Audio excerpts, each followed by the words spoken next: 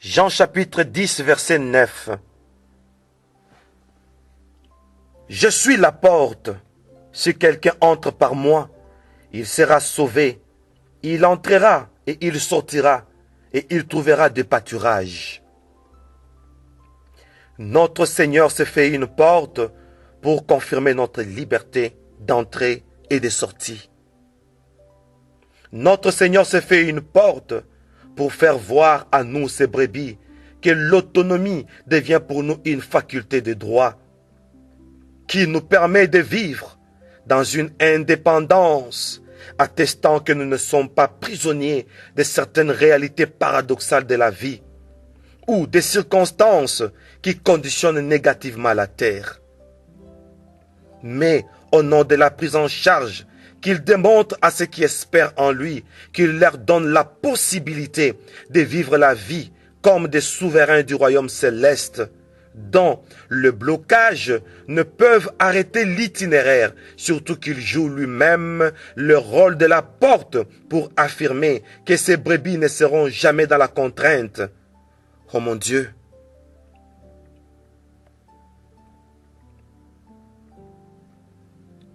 Pour que nous ne puissions pas manquer d'orientation dans ce parcours vers la félicité, lui-même se charge comme guide, se faisant une porte, la meilleure, afin de garantir notre acheminement par un itinéraire dont nous ne pouvons comprendre la quintessence de direction sans lui.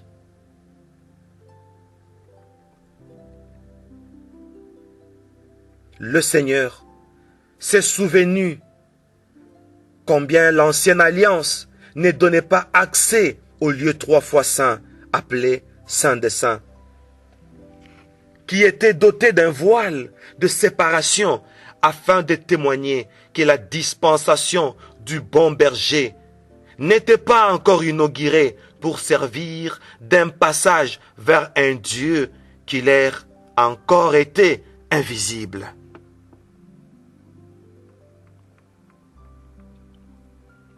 C'est ainsi qu'il demeurait un mystère et qu'il était méconnu, dommage, de son propre peuple qui plusieurs fois était surpris dans l'idolâtrie à cause de l'ignorance de l'Éternel. Tout ceci par manque d'une porte qui pouvait leur servir de transition de la vie collective vers le particulier dans une relation personnelle avec le Très-Haut.